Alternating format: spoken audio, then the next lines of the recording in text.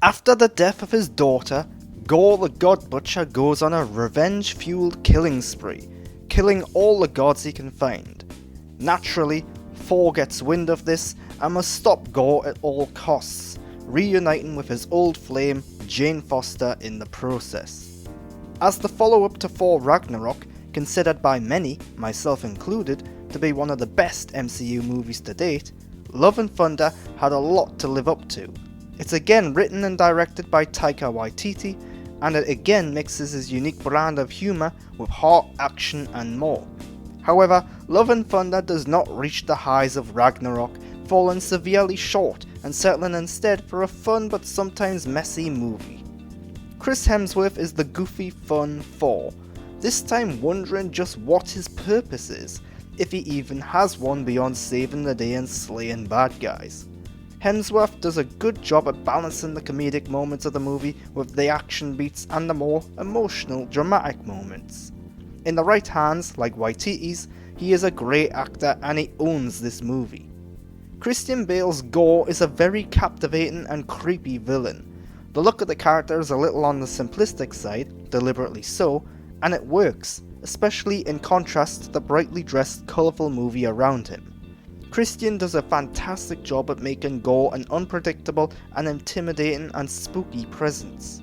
We also get a good, albeit brief, look at his backstory, establishing his motivation throughout the movie, which works well to make him somewhat sympathetic and relatable. His powers and his actions are however lacking in development. It's very unclear why a certain sword grants him the powers he has, and a lot of his god-slaying butcher moments happen off-screen, which is disappointing because it means we don't get a lot of time with Gore, beyond his brief battles with the heroes. Had there been more of Gore in the movie, showcasing his skills and his success prior to encountering the heroes, he could rank up there with Thanos as a great MCU villain. As it is, he's a cool and creepy and fun one, but without a lot of actual content to support the powerful performance given by Bale. Natalie Portman returns as Jane Foster. This time she is battling cancer and, to try and win that battle, she finds Mjolnir and takes up the mantle of the mighty Thor. Her action scenes are great, she has a lot of cool, fun moments that make her stand out from Thor, with her own moves and maneuvers and her own ways of utilising the hammer as a weapon. Outside of her more standard heroic moments, she is in many ways the heart or the titular love of the movie. Her battle with cancer is the key emotional story element that runs through the movie. As a two-time cancer survivor who has been exactly where her character has been, I can say that this story is handled very well. She does a good job at using humour to alleviate the morbid, depressing moments. She's great as a human who simply has no strength, energy or willpower to do much of anything when things get bad, and her whole motivation concerns her search for a cure or an answer to her problems, which is very relatable too. A key part of this movie is the teasing of a potential miracle cure, one that could fix everything and end things in a happy way for Jane Foster.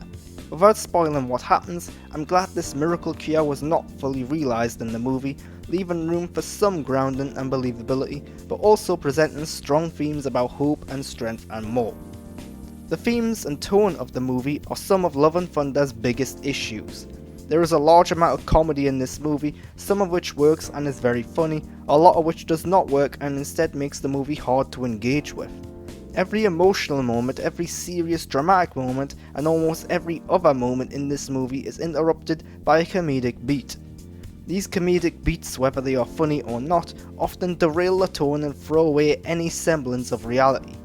There are goofy, cartoonish moments, where characters say and do things only animated characters would say or do, and a lot of the jokes don't work at all, falling very flat or coming across as annoying and repetitive. It's a rare miss for Taika Waititi's, whose comedic style I am usually a big fan of. Moreover, the story and the characters of the movie are a little on the simplistic side. The bad guy wants to kill the good guys want to stop him.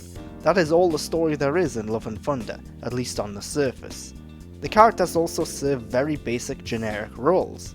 There are some themes and messaging that enhance matters, but in many ways, the movie does not have a lot to say and it often fails to show much too. Luckily, the movie is very good looking with a great soundtrack that features a lot of Guns N' Roses. Taika has made the movie very colourful and bright, with saturated costumes helping make it feel like a comic book come to life. This works exceptionally well when gore shows up and the colour is absorbed to the point of being black and white. A key sequence in this movie has the heroes visit a location devoid of colour, where everything is literally black and white except for their powers and tools. This sequence is gorgeous and really highlights just how good the cinematographer is. Thor: Love and Thunder is fun and entertaining. It is practically a comedy movie, which means it has a lot of jokes, many of which do not work and distract from the more serious emotional moments. The movie never reaches the heights of Ragnarok, but it also never reaches the lows of some of the other MCU movies, including those of a prior Thor movie.